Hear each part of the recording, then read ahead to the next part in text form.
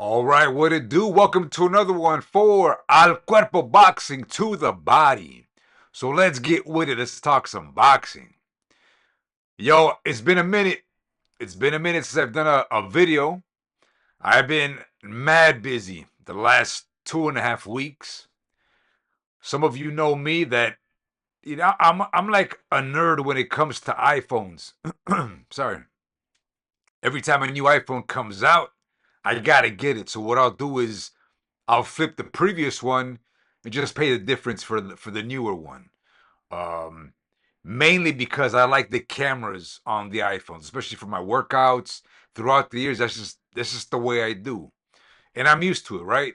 So I'm a nerd in that aspect. So I think out here it came out like September 19th or like in the 20s, something like that. And I was trying to find one, and luckily, after like a week and a half, less than a week, probably like 8 days after the launch here in this region, my boy hooked me up. He's like, "Yo, come through. I got one for you," and so I got it. So I'm geeked that I was able to get the model. I think it's a 512 too. I think, yeah, I got a 512 gig, whatever you want to call it, model, and it's a max. But I'm super geeked that I got it, right? So I could do everything. Worst case scenario, if I lost my computer, I could do a lot of stuff on the phone itself, man, because I use the CapCut program, and from what I've seen, it's the same damn thing on this and on the MacBook Pro. And then on top of that, I own about four scooters, electric scooters. They're all ramped up, modified, and two of them went down. I had to do a lot of like mechanical work. Some of the electric shops out here, the guys went around, so I had to like wait a couple of days. So I did a lot of the wiring and mechanical fixes myself. And then on top of that, guys, I had already done a, how would you say? I guess more of like a primitive breakdown of Canelo versus Crawford, the aftermath of it. And I had said that to other mates, like, yo, wait up for me. But at the same time, I'm thinking, damn, if I'm gonna do like an epic breakdown of that fight, I might as well do the homework correctly, like literally just shot by shot. But the shots that landed, of course, we ain't doing no missed shots.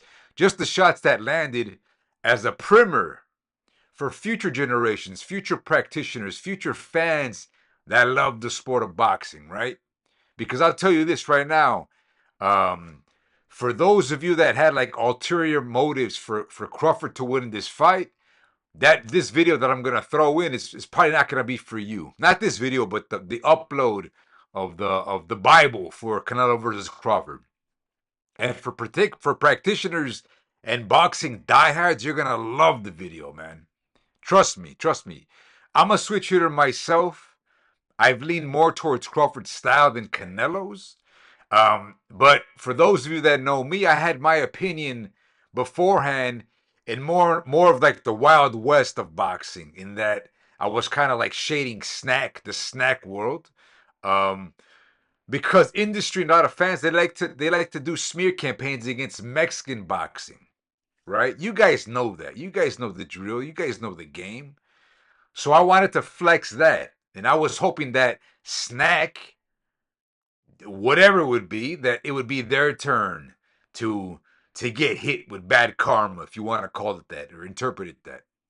And I'll even reserve my opinion on that for future videos that I'll do, maybe some other live streams that I'll do, because I want to learn that what's that duck the StreamYard app, right? Because I haven't really been on, I haven't jumped on it. Mostly what I do is just upload my training videos, or actually my own personal workout videos. I'll do some training videos in the future, but that's kind of like what I do. And of course, these video uploads. But with all that, guys, and you guys know me, I'm like super transparent when it comes to boxing, man. I'm a fan of most fighters, to be honest with you. All right. I even called out a lot of like Benavides fans that supposedly they're Benavides fans, but they're not. They're all fakes. They're all fakes. They don't even talk about Benavides.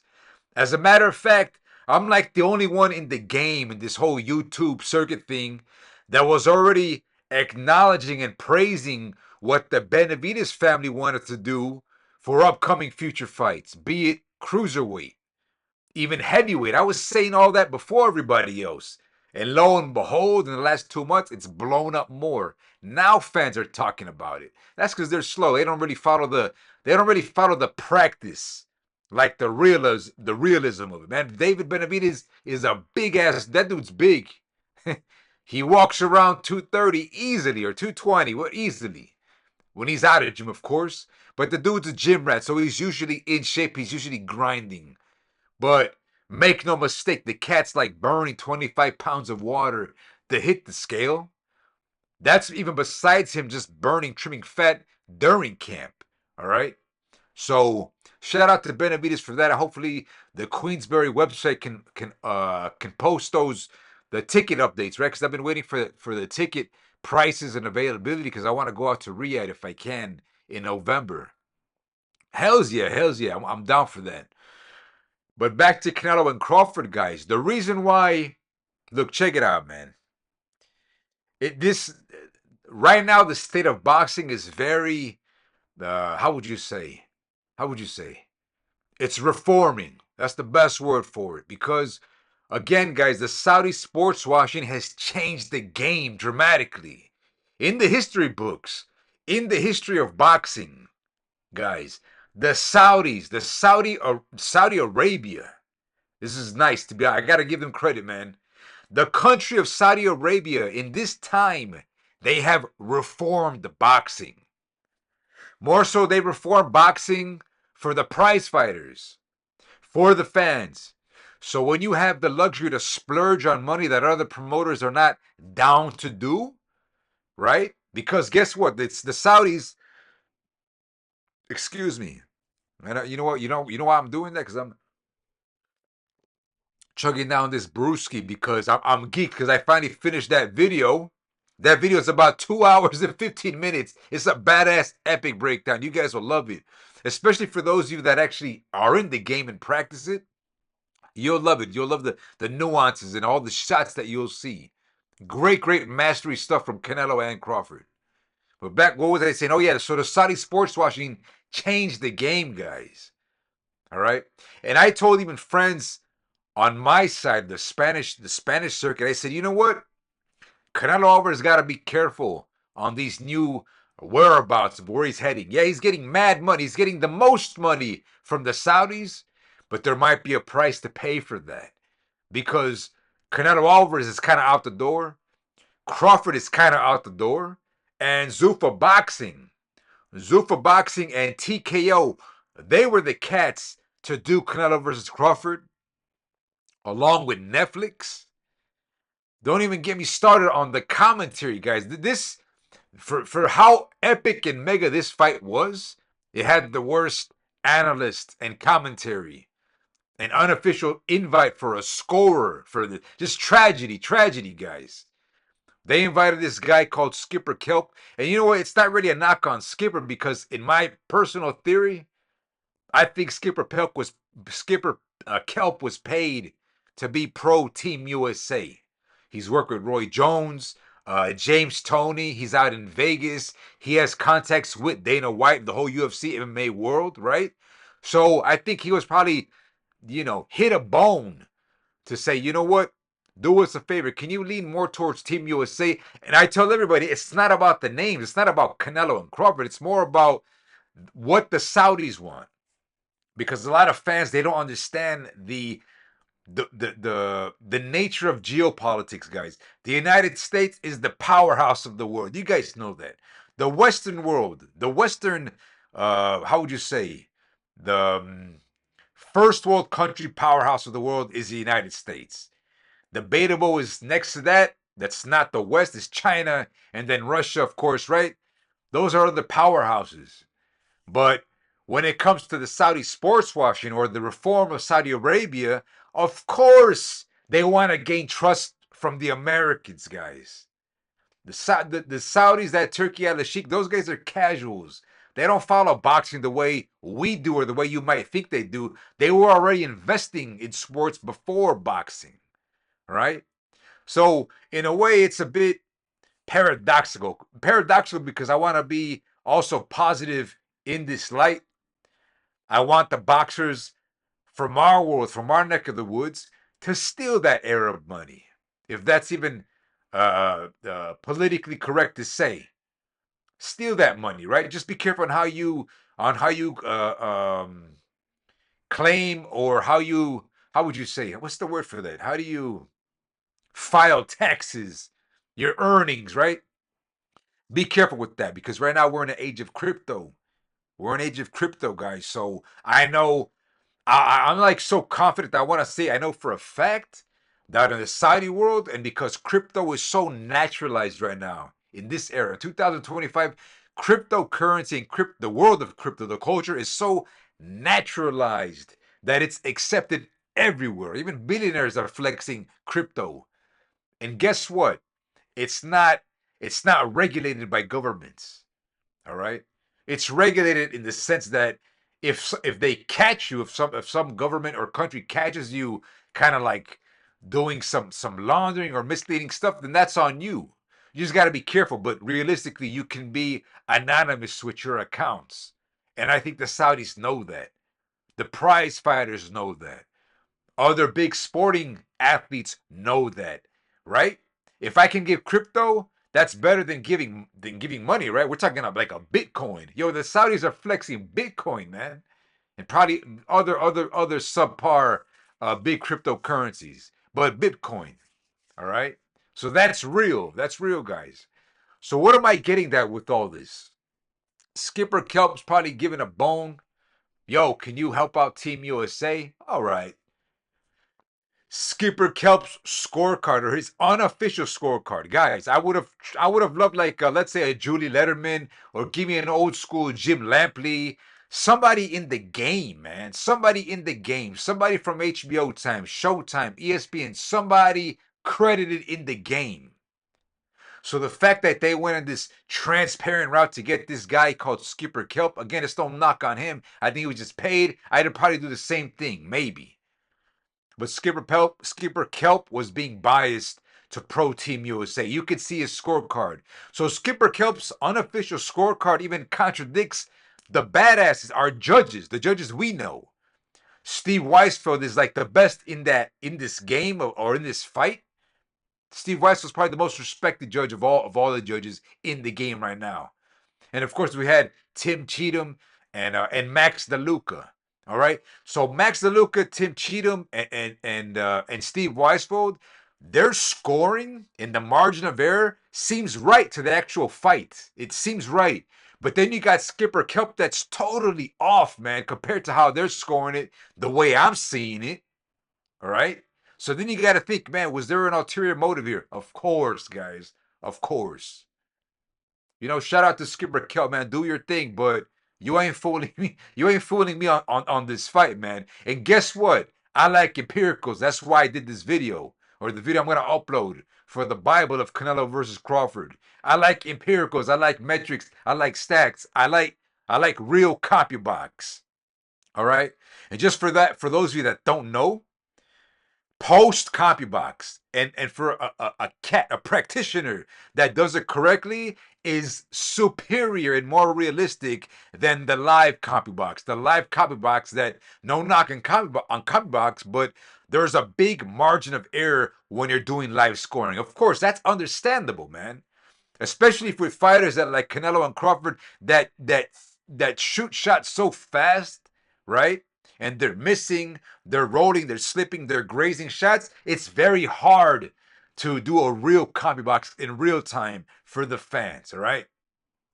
My other gripe, again, about the analysts and the commentary, we got Andre Ward, Mark Kriegel, guys. I mean, guys that are already biased to ESPN, Pro Team USA, Pro Crawford. I was like, damn, Canelo's got to go against that. You guys know the game. You guys, for those that follow boxing, you know the game. Andre Ward is never big on Canelo for years. I'll say a hater, if anything. Paradoxically, in this fight, what's freaking crazy is Andre Ward was more glazing on Canelo than Crawford. I'm trying to think why. Maybe Ward felt bad. Maybe the Son of God thought maybe, you know what, maybe more ethically and morally, I shouldn't probably play the part. I gotta go with what I'm seeing. And he was indecisive. Indecisive out of respect for his boy Crawford. All right. First rounds, Andre Ward was giving a lot of Canelo credit. More of Canelo than Crawford. All right. I had the first 3 rounds easily Canelo, man, without a doubt, without a doubt. Look at the scorecards, guy. Even Cheatham, Max Luke, and Weisfeld, they had margin of error for that too. Each one of those guys had 1, 2, 3 for Canelo. All right, I'm saying in the variance of those 3. Round 4, I gave to Crawford. Round 5, I gave to Canelo. You guys know the game. They gave it to Canelo. Round 8, round 10, Canelo, guys. That's 6, man. That's 6 in the book. And I'm being conservative right now. I'm like, that's the very least you can give Canelo. Or maybe even the max. All right? But we know 11, 12 for sure was Crawford. Round 6, Crawford. Round 4, Crawford. That's 4 in the books, in the bank for Crawford, right? But what about the other ones? What about swing round theory, guys? That's why in the upload that I'm going to do, you guys are going to see a breakdown of margin of error and the real shots that landed. The empiricals. So that way you guys are thinking like, damn, you know what? Cuerpo did some badass homework, man. You know what? That was a draw at the very least. I know you guys might hate that. For those of you that are big Crawford fans and you're happy with the results and the propaganda by RingMad and all these uploads, right? By the way, don't get me wrong. It's not a knock on Crawford, man. I always said Crawford is a late bloomer in the game.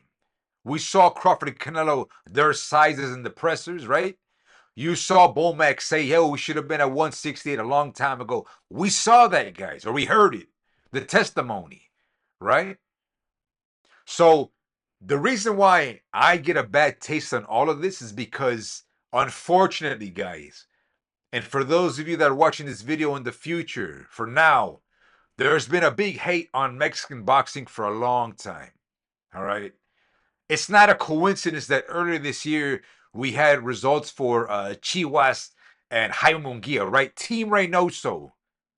All that stuff was done to set up and spook Canelo Alvarez to be careful in this fight with Crawford. Meanwhile, Crawford, Team USA, old school Balco, Conte, Olympics, Team USA, nobody's talking about them. There's another channel, this cat called Manager Marty, but I don't even think Manager Marty is authentic. I honestly believe that Snack, they tell Manager Marty to do those videos. I know it sounds crazy, but trust me. If not, I apologize. But it doesn't seem genuine. All right? But so where am I getting at, though, with all this stuff? Guys, Canelo Alvarez, the undisputed 168 champion, super middleweight champion, 9 defenses. He, of anybody, should get the most benefit of doubt for styles, copybox, ring generalship in this fight, guys. Versus the challenger, who secured at the very least 4 rounds, but is evasive and he had worse ring generalship than Canelo Alvarez. Now, yeah, Canelo had better copybox than Crawford, but you know what? For a lot of you guys, I'm going to let you slide on that. We could say the copybox was 50-50, if anything. All right? Because, you know, some people have subjective preference, bias. For example, for me, the reason why Crawford looked good in this fight was the jab, the combinations, the body shots, guys. Other than that, I don't care about anything else because we can see that from other fighters. Evasiveness like Lara and Mayweather. Okay, we get it. Those 3 things is what I gave Crawford. As a matter of fact, right now, I'm going to cut in right now for a video that I did probably a month ago or 3 weeks ago on how to beat Terrence Crawford. And to even think this mode seems almost unlikely, but you might as well say it. To get Canelo, you got to have a strategy that we've never seen before to attack him to the body. How you do that? Probing jabs, feinting, setting up a lot of jabs to follow up with a hard cross down the middle.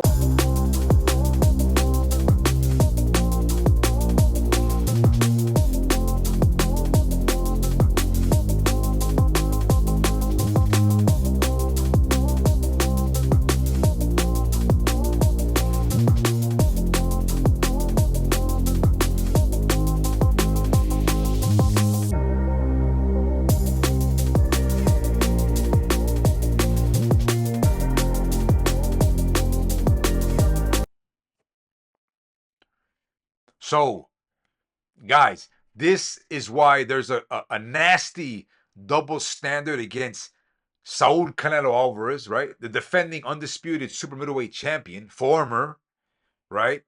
9 defenses. He's got to have benefit of doubt, guys. I even say the explanation of, like, let's say William Cepeda versus Shakur Stevenson.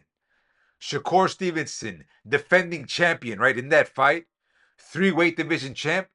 He gets benefit of doubt to do what he wants to do. And shout out to Shakur Stevenson for saying, you know what?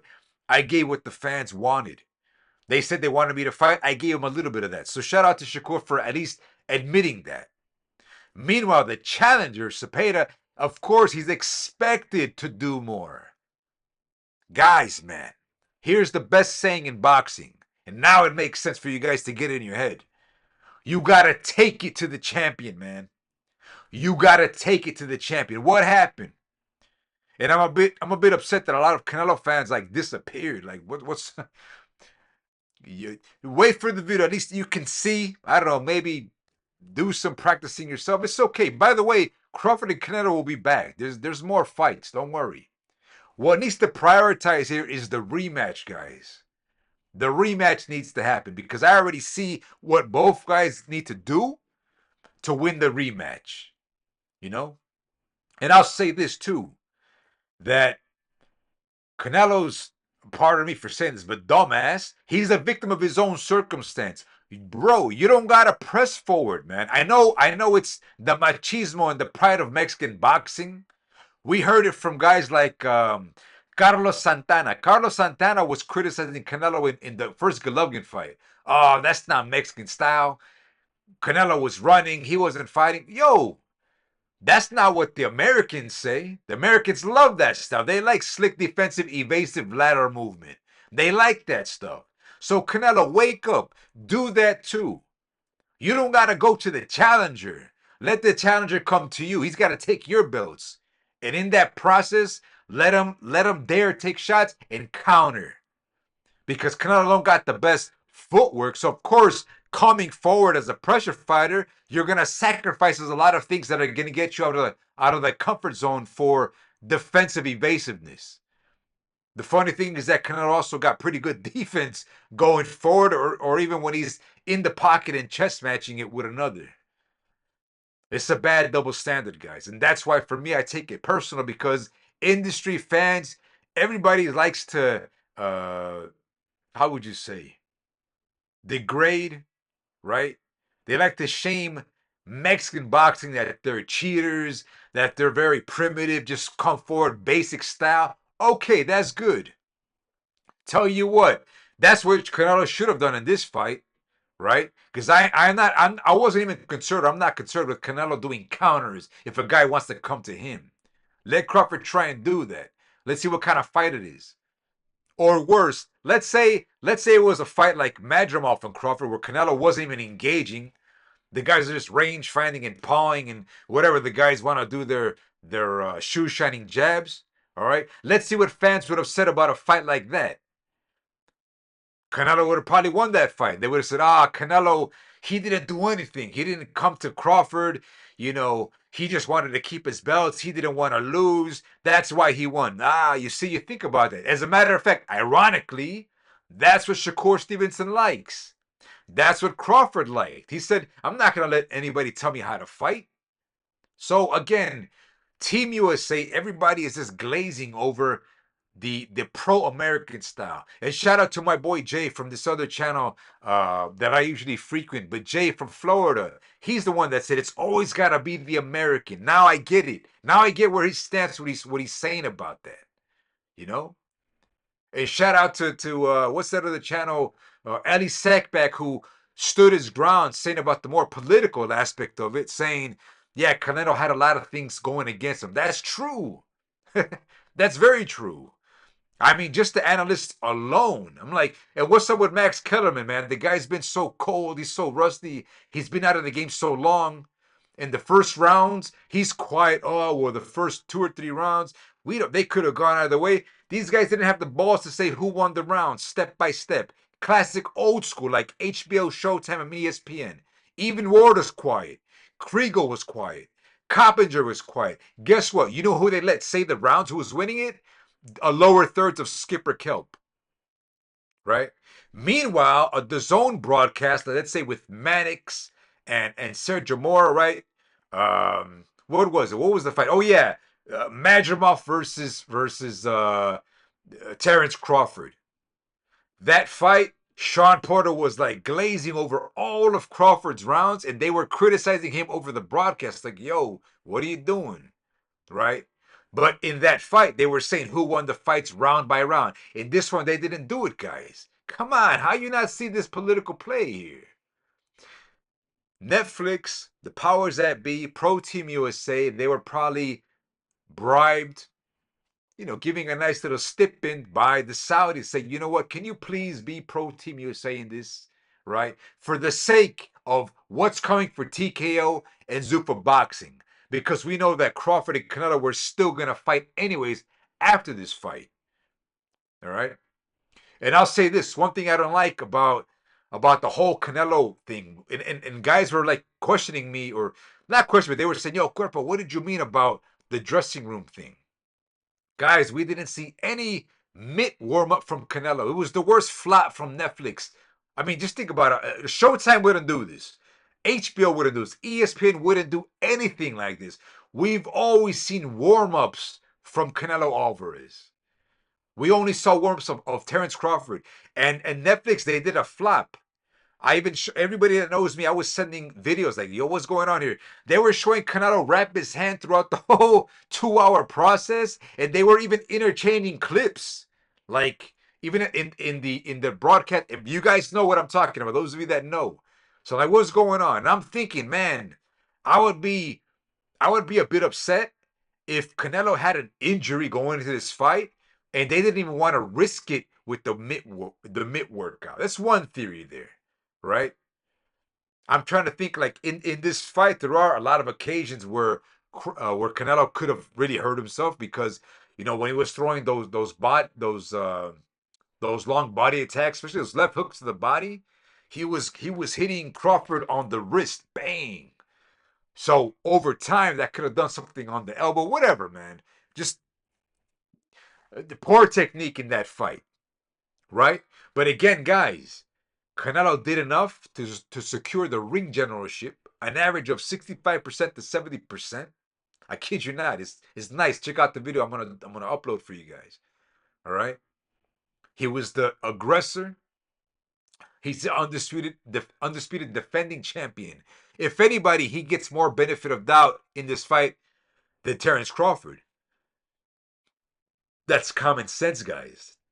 That's common sense. So for those of you that are looking at this video now in the future, that's what it is, man.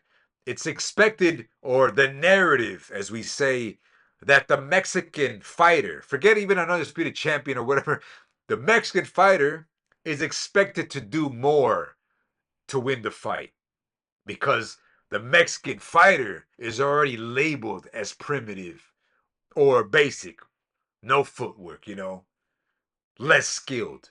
That's what it is, man. And for those of you that know, now you guys know that's what it is. That's what it's called. That's the narrative at play. So again, guys, I had rounds 1 through 3 for Canelo. Look at the judges' scorecards. There's a variance. There's a margin of error. Look at round 2. They all gave it to Canelo. Skipper Kelp didn't. As a matter of fact, in my video that I'm uploading, I don't even have. I've erased Skipper Kelp's scorecards to not affect, to not influence. Because one thing I do know is that the ulterior motives for those that wanted Crawford to win, you guys enjoyed that. You guys like that a lot of these things aren't being disclosed or whistleblowed, right? Because it fits your narrative, because you want to see Canelo lose. As like Luis Neri and other fighters, other pro fighters in the industry have said, that Canelo is always in a lose-lose situation. So even if he would have won, fans would have still complained. So that's what I got on this one, guys. Check out the epic video that I'm going to upload. The Bible of Canelo versus Crawford. And you guys are going to be shocked. And for those of you that are practitioners, you're going to love it, man. There's no bias or preference in that fight. I love both of the fighters in their style techniques. Crawford had some badass combinations in this fight. You know, good jab, good good body shots, and I like Canelo that he is always the consistent ring general. Literally, it's a ring general. That's where the ring generalship comes from. You know, the art of war, the act of military action. That's what generalship means. So Canelo was the aggressor, had the better copy box, and the judges themselves had a margin of error to prove that. So again, guys, to conclude, you guys will like it. You guys will like the scoring on each round by round. And again, I had that bad boy a draw, and that video is gonna justify it for all of you doubters, for all of you that are doubting that this wasn't a political play. See me in the next one, man. For Al Cuerpo Boxing to the body, and I'll catch you on the next one. Peace.